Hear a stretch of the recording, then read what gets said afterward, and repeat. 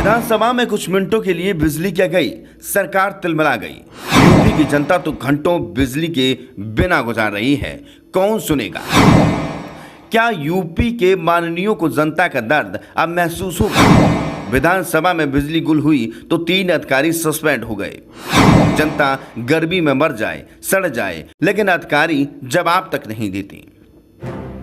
UP में बिजली संकट कोई नया नहीं है। गर्मी आई नहीं कि जनता को बिजली का करंट लगना शुरू हो जाता है। घंटों की कटौती और मौसम की मार, दोनों ओर से जनता त्राहिमाम कर रही है। लेकिन इस बीच एक ऐसा वाकया हो गया जिसकी चर्चा अब पूरे यूपी में है। दरअसल उत्तर प्रदेश में विधानसभा का बजट सत्र शुरू हो गया है। सुबह 11 बजे के बाद राज्यपाल आनंदीबेन पटेल अभिभाषण दे रही थी। इसी बीच अचानक आंधी आई और कुछ सेकंडों के लिए बिजली गुल हो गई। अफरा तफरी मचने से पहले बिजली चालू हो गई। इस दौरान अभिभाषण जारी रहा। ऊर्जा मंत्री ए के शर्मा ने इसे बिजली विभाग की बड़ी चूक करार दिया है। उन्होंने अधिशासी अभियंता, ट्रांसमिशन सहित 3 बड़े अधिकारियों को सस्पेंड कर दिया है। यही नहीं, सब स्टेशन ऑपरेटर को बर्खास्त तक कर दिया गया है। सस्पेंड होने वाले अधिकारियों में अधिशासी अभियंता ट्रांसमिशन अजय पासवान, उपखंड अधिकारी पुष्पेश गिरी और अवर अभियंता अमर राज शामिल हैं। वहीं उपकेंद्र परिचालक दीपक शर्मा की सेवाएं समाप्त की गई हैं। विधानसभा में बिजली जाने पर ऊर्जा मंत्री की कठोर कार्रवाई की चर्चा पूरे यूपी में शुरू हो गई है। लोग कह रहे हैं कि माननीय को 1 मिनट की बिजली कटौती बर्दाश्त नहीं हुई और इतने सारे अधिकारी पर गाज गिर गई। लेकिन शहरों से लेकर गांव तक कभी फॉल्ट तो कभी रोस्टिंग के नाम पर बिजली कटौती की जाती है। जनता शिकायतें कर कर के थक जाती है, कोई उनकी सुनता नहीं है। किसी अधिकारी पर कार्रवाई तो दूर, चेतावनी तक नहीं दी जाती। क्या विधानसभा की बत्ती गुल होने के बाद मंत्री और तमाम अधिकारी जनता की तकलीफ को समझ पाएंगे? बिजली सुधार के लिए कुछ नए कदम उठाए जाएंगे या फिर माननीयों को सिर्फ अपनी तकलीफ दिखाई देती है? आपको बता दें कि विधानसभा की बत्ती गुल होने के बाद ऊर्जा मंत्री ए के शर्मा देर शाम शक्ति भवन मुख्यालय पहुंचे थे। उन्होंने प्रमुख सचिव ऊर्जा एम देवराज और वरिष्ठ अधिकारियों के साथ सदन में बिजली गुल होने के कारण के बारे में जानकारी ली। इसी के बाद एक्शन लिया गया।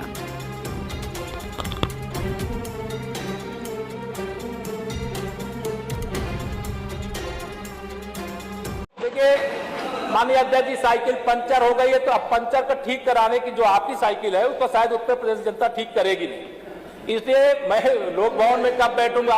लोक भवन में हम लोग ये पीडब्ल्यूडी मिनिस्टर रहे, ये भूल गए। इनके जिले की मुख्यालय की सड़क किसने बनाई? आपने बनाई? बताइए बताइए।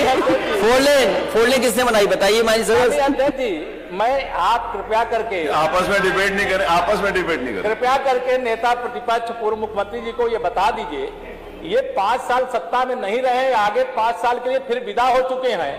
2027 में चुनाव आएगा, मैं तो यह मानता हूं कि फिर कमल खिलेगा। फिर आपका अभी कोई भविष्य इस समय नहीं है, लेकिन सड़क किसने बनाई है, एक्सप्रेस किसने बनाया है, मेट्रो किसने बनाई है? जैसे लगता है आपने सैफई की जमीन बेच करके ये सब बनवा दिया है। तुमने अपने पिताजी से पैसा लाते हो बनाने के लिए? तुमने राशन बांटा तो पिताजी ने क्या बात है?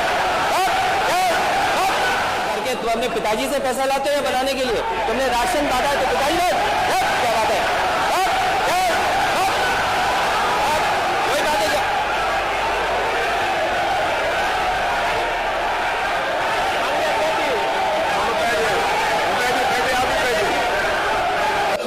देखिए, लोकतंत्र में हर सदस्य को सदन में अपनी बात रखने का पूरा अधिकार है।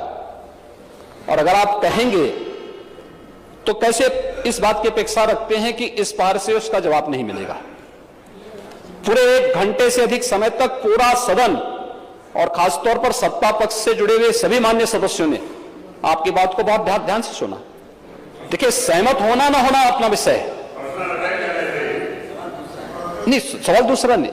देखिए सफाई भी इसी प्रदेश का हिस्सा है। अध्यक्ष महोदय, सवाल ये नहीं है, मैं सुनने को तैयार हूं। अच्छा, मुख्यमंत्री जी बोल रहे हैं। सफाई भी तो इसी प्रदेश का हिस्सा है। नहीं, सफाई देखिए, भाषा आप उसको बाद में बोल सकते हैं। देखिए, हमारी सहमति असहमति हो सकती है। देखिए, हमारी असहमति असहमति हो सकती है किसी बात पर, हम बाद में इस बात को करेक्शन करा सकते हैं, लेकिन तो मैंने शब्द का प्रयोग नहीं किया जाना चाहिए। और किसी भी असभ्य भाषा का प्रयोग नहीं होना चाहिए। और मैं माननीय अध्यक्ष जी से अनुरोध करूंगा कि अगर इस प्रकार की शब्दावली प्रोसीडिंग का हिस्सा बनी है तो कृपया उसको हटवा दें, क्योंकि यह गलत परंपरा होगी और मैसेज का देश के अंदर खराब जाएगा। हमें हमेशा इस बात को ध्यान में रखना होगा, सदन की मर्यादा का ध्यान हर हाल में बनाए रखना होगा। दूसरा, जब एक सदस्य बोल रहा हो तो सदस्य के बीच में, और खासतौर पर उप मुख्यमंत्री बोल रहे हो, तो बीच में रनिंग कमेंट्री करना, बीच में धमकी देना, ये चीजें ठीक नहीं है और मुझे लगता है सदन की मर्यादाएं इससे आहत होती हैं। कोई भी इसको नहीं स्वीकार करेगा और मैं विनम्रता से कहूंगा माननीय नेता प्रतिपक्ष को, उनका सम्मान है, वे सबसे बड़े विपक्षी दल के नेता हैं और मुझे लगता है कि इस मर्यादा की अपेक्षा केवल सत्ता पक्ष से ही न करें।